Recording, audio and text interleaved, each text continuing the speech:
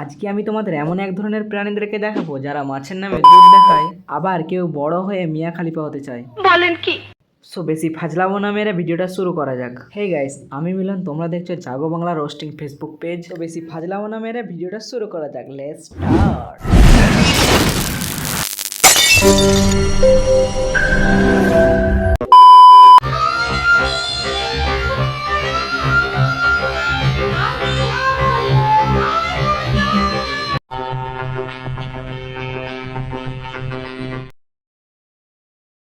তো গাইস, রিলসটা দেখে কি মনে হচ্ছে?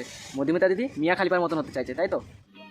समझ रहे हो समझ रहे हो आप समझ रहे हो ना। তো গাইস, মিয়া খলিফা দিদিকে না মানে মধুমিতা দিদিকে আমি কিছু বলবো না, তারই ভিউয়ার্সরা কি বলেছে সেই সব কমেন্টগুলো সব দেখাবো। আগে তুই নিজের মেশিনটা সামলা, তারপরে যাবি। আমি আশীর্বাদ করি তুমি তাড়াতাড়ি বড় হয়ে যাও। তো গাইস, ভিডিওটার কমেন্টগুলো দেখে কি মনে হলো? হ্যাঁ, আমি বুঝতে পারছি যেটা তোমরা ভাবছো সেটা আমিও ভাবছি।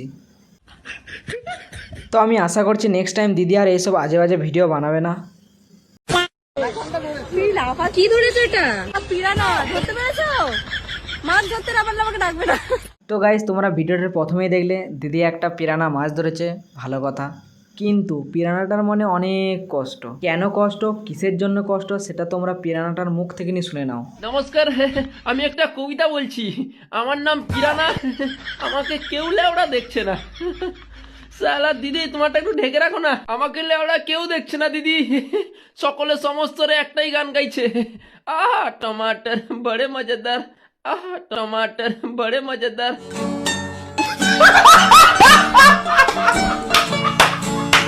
তো গাইস, ভিডিওটা কেমন লাগলো অবশ্যই কমেন্ট করে বলবে। আর যদি এমনই ভিডিও দেখতে চাও অবশ্যই আমার ফেসবুক পেজটাকে ফলো করে দিয়ে যাবে। আর হ্যাঁ, এই ভিডিওটা শুধুমাত্র এন্টারটেনমেন্ট, হাসি খুশি তোমাদেরকে মজা দেওয়ার জন্য। কেউ আবার সিরিয়াস নিয়ে গায়ে মেখে নিও না বাবা, ঠিক আছে? দেখা হচ্ছে নেক্সট ভিডিওয়। বাই।